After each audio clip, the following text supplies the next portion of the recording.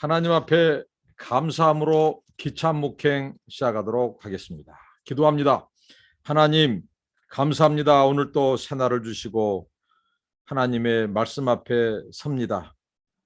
날마다 하나님 아버지 우리 삶의 중심에 하나님을 두게 하시고 하나님의 말씀에 순종하고 하나님 말씀이 우리의 등불이 되게 하시고 우리의 생명과 양식이 되게 하옵소서. 우리의 거울이 되게 하옵소서. 오늘 또 하나님 아버지 말씀하여 주시고 우리의 찬송을 받으시며 기도를 받으시며 우리에게 말씀하시며 우리가 이 말씀을 지켜 순종하는 삶이 되게 하옵소서. 예수님의 이름으로 기도합나이다. 아멘. 찬송입니다. 나의 영원하신 기업 하나님을 찬양합니다. 나의 영원하신 기업 생명보다 귀하다.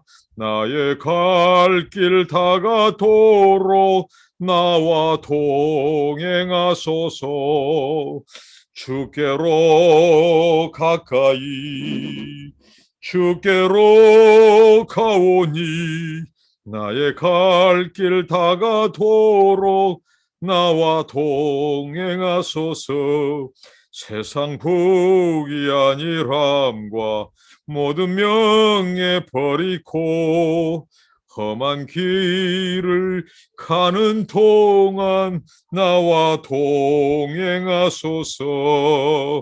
주께로 가까이 주께로 가오니 나의 갈 길을 다가도록 나와 동행하소서.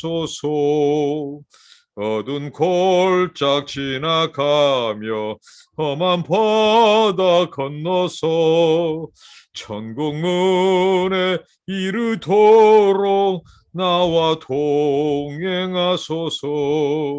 주께로 가까이 주께로 가오니 나의 갈 길 다가도록 나와 동행하소서.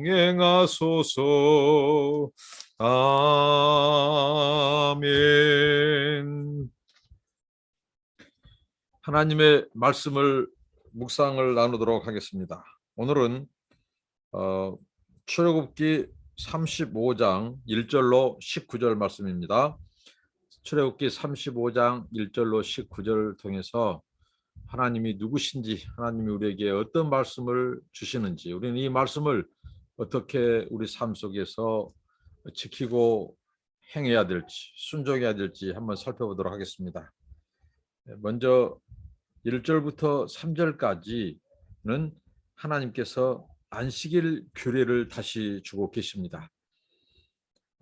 이 본문은 특별히 정말 이스라엘 역사 속에서 하나님을 가장 아프게 한 사건 중에 하나로 기억될 금송아지 사건, 그 금송아지 사건 이후에 주시는 이 말씀 중에 오늘 안식일 규례를 다시 언급하고 있습니다. 하나님이 모세에게 두 돌판을 주셔서 이스라엘 백성과 언약을 갱신하셨죠. 이제는 모세가 장막 세우는 일을 집중해야 합니다. 그 명령에 순종해야 되는데 그 장막 세우는 일에 앞서서 하나님께서 오늘 안식일 규례를 다시 상기시키고 있다고 하는 사실에 우리가 주목해야 합니다. 오늘 1절부터 3절을 살펴보겠습니다. 모세가 이스라엘 자손의 온 회중을 모으고 그들에게 이르되 여호와께 너희에게 명령하사 행하게 하신 말씀이 이러하니라. 엿새 동안은 일하고 일곱째 날은 너희를 위한 거룩한 날이니 여호와께 엄숙한 안식일이라. 누구든지 이날에 일하는 자는 죽일지니 안식일에는 너희의 모든 처소에서 불도 피우지 말지니라 라고 말씀합니다.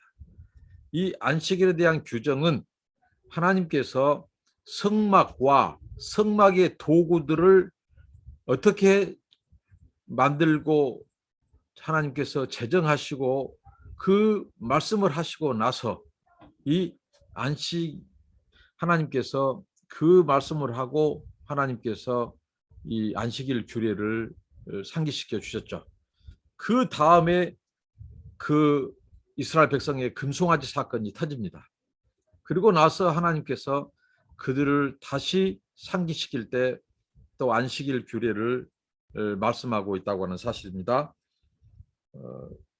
왜 하나님께서 이 안식일을 이렇게 이스라엘 백성들을 언약갱신하시고 또 이 성막, 이 장막을 짓는 일에 앞서서 하나님께서 이 안식일 규례를 다시 상기시키실까? 이 하나님께서 성막과 도구에 대한 지시를 하시고 나서 안식일에 대한 규례를 말씀하시고 마치셨습니다. 그리고 하나님께서 이 말씀을 이제 장막 건축을 시작하시기 전에 이 규례를 선포한 것은 금송아지 사건을 통해서 지금 하나님과 이스라엘 백성들의 관계가 아직까지도 서먹서먹함을 우리는 알 수 있습니다. 하나님이 충격을 받은 사건이 금송아지 사건이거든요. 굉장히 하나님이 상심하시고 또 상처를 받으시고 낙심하시는 사건이 금송아지 사건입니다. 모세의 중보기도 이후에 하나님께서 다시 그들을 사하시고 용서하기로 하시고 동행하시기로 하셨지만 정말 하나님 마음에 이 떨쳐버릴 수 없는 이 금송아지 사건. 그래서 하나님께서 장막 건축하는 것보다 더 중요한 것이 그 장막을 누가 건축하게 하시느냐, 누가 명령하시느냐. 결국은 그 장막은 하나님이 그 백성들을 만나는 상징적인 장소요, 하나님의 임재의 상징입니다. 장소죠. 그래서 하나님께서 너희의 삶 속에서 가장 잊어서는 안 될 여호와, 그 하나님을 기억해라고 하는 최고의 율법으로 주신 것이 바로 안식일 규례, 바로 안식일 율법입니다. 이 안식일은 우리 삶 속에서 가장 하나님을 예배하고 하나님 앞에 순종하고 하나님을 기억한다고 하는 상징적인 순종의 그 율법이 바로 안식일이라는 겁니다. 왜냐하면 안식일은 하나님께서 따로 그날은 거룩한 날로 제정하셨습니다. 그러면서 하나님이 이렇게 말씀하십니다. 내가 이 세상을 엿새 동안에 창조하시고 내가 1회째 7일째 되는 날 내가 쉬었다. 이 날은 내가 거룩한 날로 제정했다. 구별시키셨다.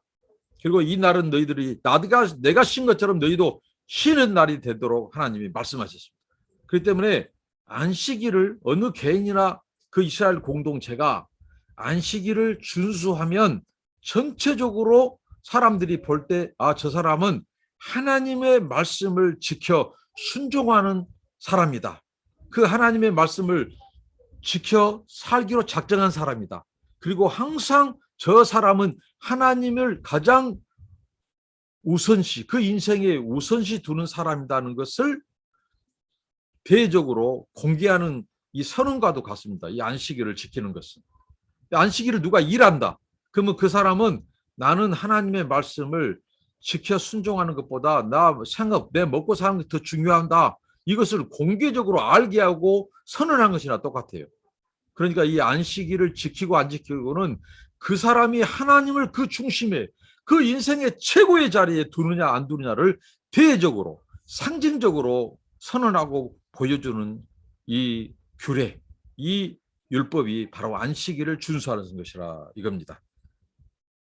모세는 안식일 율법을 상기시킴으로써 하나님이 주신 율법을 준수하며 살 각오가 되어 있는지 언약 갱신 후에 이스라엘 백성들에게 그것을 돌아보고 다짐하도록 해서 이 안식일 이 규례를 하나님께서 주셨음을 알립니다. 그리고 오늘 이 말씀에서 31장 12절로 17절에 하나님께서 주신 안식일 규례에 언급되지 않는 추가된 말씀이 나옵니다. 이날은 불도 피우지 말라. 불도 피우지 말라. 이 불을 피운다는 말은 안식일에 요리를 한다는 말이거든요. 안식일 날 음식을 해 먹는다는 것이거든요. 근데 하나님이 불도 피우지 말라 하는 것은 하나님께서 모든 일을 중단하고 쉬도록, 안식하도록, 이 날은 하나님을 기억하도록, 하나님의 말씀에 순종하도록 가르치는 거예요. 그러니까 이 불을 피우는 것은 이 요리를 해서 이 먹는 것입니다.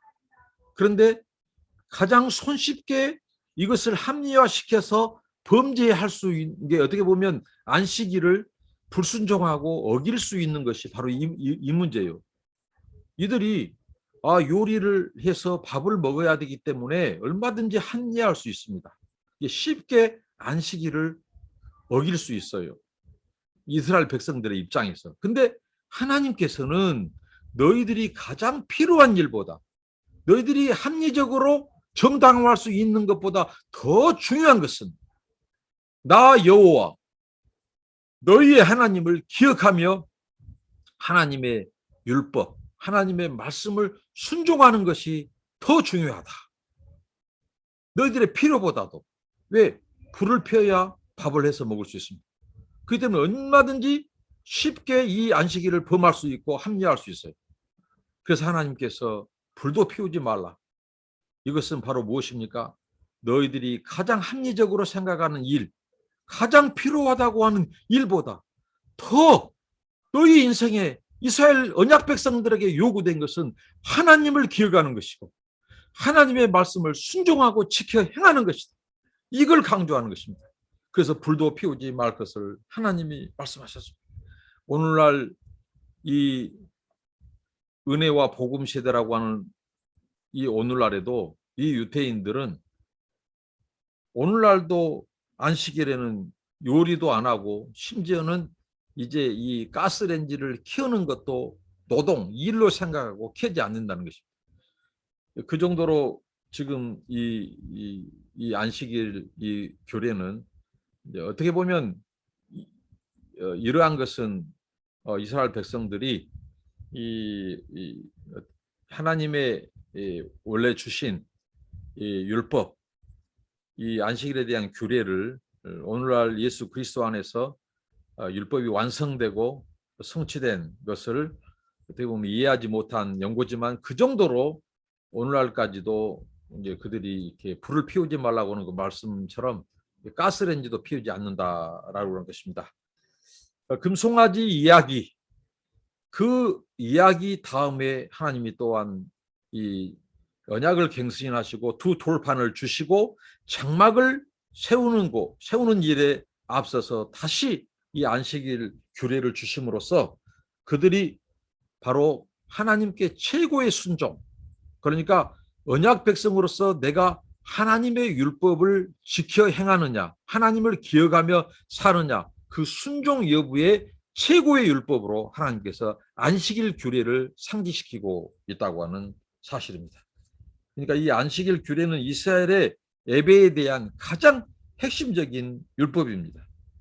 하나님의 백성, 언약 백성들이 자발적으로 그리고 감사함으로 자신들의 삶을 하나님께 드리느냐 않느냐 그 여부를 이렇게 판가름할 수 있는 이 율법, 이게 바로 안식일 규례, 안식일 율법이었다는 사실입니다.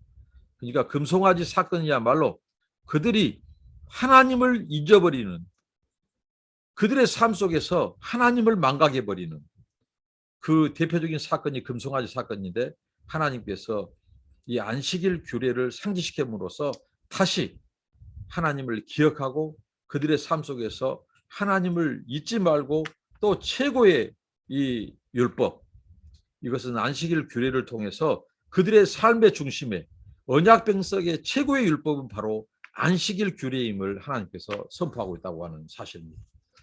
그리고 35장 4절로 9절까지 이제 성막을 짓는데 그 자재를 이제 하나님 앞에 헌물하도록 이제 모세가 요청하는 그 본문입니다. 모세가 이스라엘 자손의 온 회중에게 말하여 이르되 여호와께서 명령하신 일이 이러하니라. 이르시기를 너희의 소유 중에서 너희는 여호와께 드릴 것을 택하되 마음에 원하는 자는 누구든지 그것을 가져다가 여호와께 드릴지니 곧 금과 은과 녹과 청색 자색 홍색 실과 가는 배실과 염소털과 붉은 물들인 순양의 가죽과 해달의 가죽과 조각목과 등유와 및 간유에 드는 향품과 분향할 향을 만드는 향품과 호마노며 예복과 흉표에 물릴 보석이니라. 이렇게 말씀합니다. 모세는 이스라엘 백성들에게 안식일에 대한 규례를 선포하고 나서 이제 성막과 각종 기구들을 만드는데 필요한 재료들을 이제 헌납하라고 요청하는 것이 오늘 4절부터 9절입니다. 모든 사람이 자신들이 하나님께 바치고 싶은 마음대로, 바치고 싶은 대로, 그러니까 강요하지 않고 자원해서 자발적으로 하나님 앞에 드릴 것을 말씀합니다. 그런데 이스라엘 백성들의 반응은 어떻습니까? 굉장히 잘 드린 정도가 아니라 그만 가져오라고 할 정도로 그들은 열심히 이제 넘치도록 하나님 앞에 드리고 있다고는 사실입니다. 마치 금송아지 사건에 정말 하나님 앞에 속죄라도 하듯 그들은 하나님 앞에 아주 자발적으로 자원하는 마음으로 그 필요한 것들을 이렇게 바치죠. 하나님께 드리고 바치는 것, 그것은 우리 삶에 있어서 매우 중요한, 그런데 오늘 여기서 모세를 통해서 말씀한 것은 바치고 싶은 마음대로라고 말합니다. 하나님은 우리에게 요구하는 것을 하나님은 마음을 먼저 받으십니다. 이 마음의 표현이 오늘 그들이 헌물을 실제적으로 드리는 것으로 나타났습니다. 그러니까 그들의 마음에 자원하는 마음, 그리고 그 마음에 하나님께 드리고자 하는 마음, 그 감동, 그 마음대로 하나님 앞에 드렸습니다. 그러니까 우리 마음이 항상 하나님을 향하여 우리의 마음이 그 은혜에 대한 감사, 그 하나님의 인도하심에 대한 이 감사하는 마음, 거기에 대한 이 자발적인 자원하는 마음에서 하나님 앞에 드릴 수 있다고 하는 사실입니다. 그래서 하나님은 신약 성경에 바울을 통해서 말씀하셨습니다. 하나님은 이 기뻐함으로 기꺼이 내는 자, 즐거이 내는 자, 자발적으로 내는 자를 기뻐한다고 하셨고 또 억지로 하지 말 것을 말씀합니다. 하나님은 이 자원에서 드리는 이 마음으로부터 드리는 그 재물, 애물을 받으심을 선포하고 있습니다. 그러면서 하나님께서는 이 물건이 어디에 필요한지, 왜 드려야 되는지, 어디에 쓸 것인지를 분명히 이렇게 지도자로서 말씀합니다. 오늘 이런 자세가 오늘 교회의 이 당회라든가 재직회라든가 또 지도자들이 이런 자세가 필요합니다. 이런 이 물질, 이 하나님 앞에 드린 이 헌물, 헌금이 어느 용도로, 왜 드리고 어느 용도로 사용될 것인지, 이런 투명한 운영, 투명한 이 투명성을 확보해야 한다는 거죠. 그 백성들 앞에서 이것을 오늘 모세가 잘 하고 있습니다.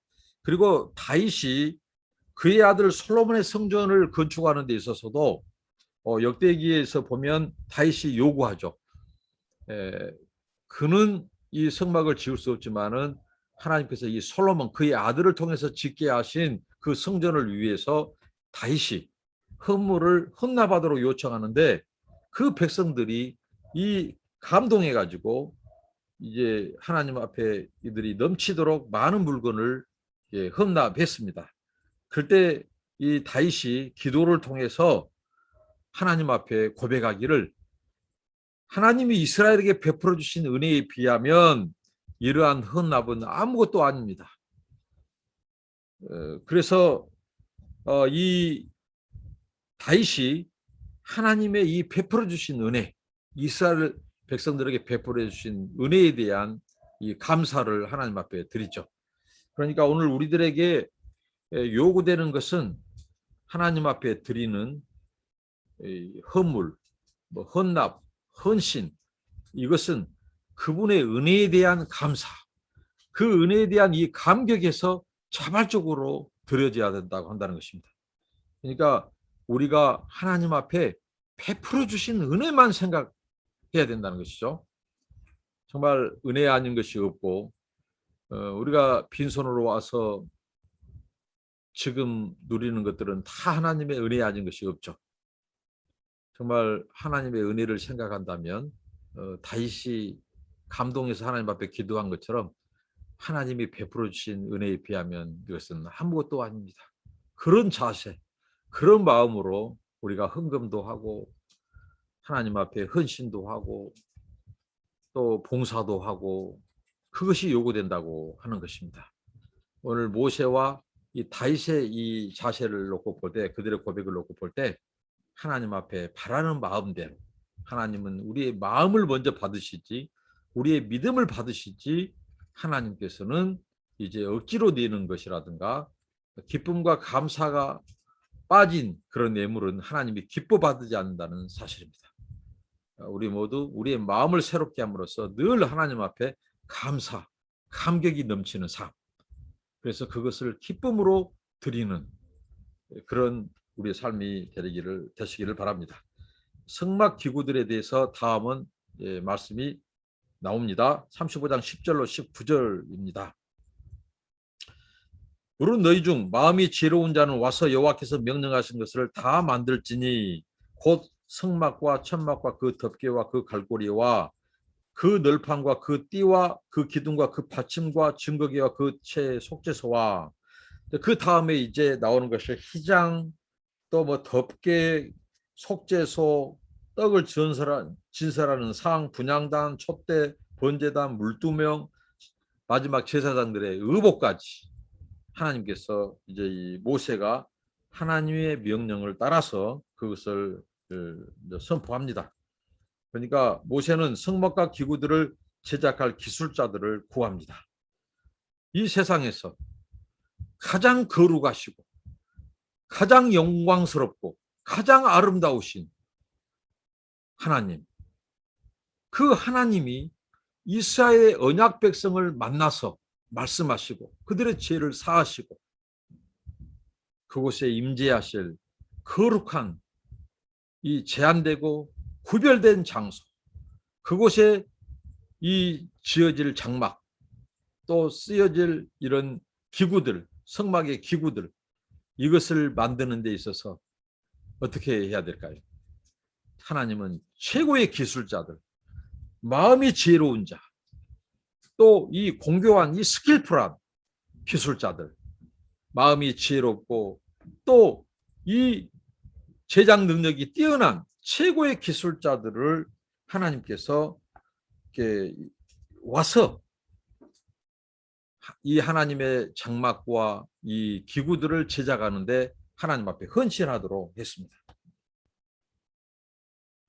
이 말씀을 통해서 우리가 배울 수 있는 것이 무엇입니까?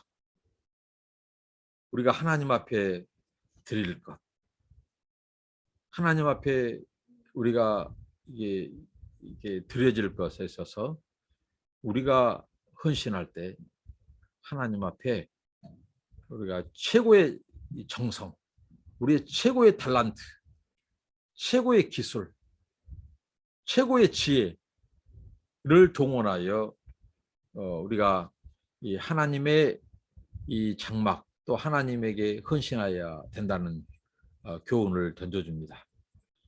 다 드리고 남은 것을 드린다든가 나의 기능, 나의 재능에 좋은 것, 최고의 것을 나를 위해서는 쓰고 소위 말한 하나님의 영광과 하나님의 나라와 하나님의 의를 위해서는 어떻게 보면 뭐 남은 시간, 짤돌이 시간, 뭐 나의 뭐 재능의 일부, 뭐 이런 것들을 아주 가볍게 생각 없이 드리는 것이 아니라 정말 이 하나님의 이 거룩성, 하나님의 아름다움을 드러내고 정말 그분의 임재의 상징인 이 장막과 그 기구들을 제작하는데 정말 최고의 재능을 가진, 최고의 기술을 가진, 그리고 그 마음도 지혜로운 자들, 영성도 있는 자들, 이들을 모아서 하나님의 장막과 그 기구들을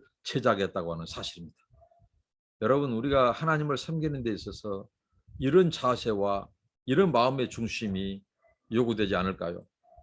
우리의 최고의 귀한 시간, 최고의 예물, 최고의 물질, 내 인생의 젊음, 가장 소중한 시간, 내 인생의 가장 황금기, 이것을 드릴 수만 있으면 하나님 앞에 구별되어서 드려야 한다고 하는 사실입니다.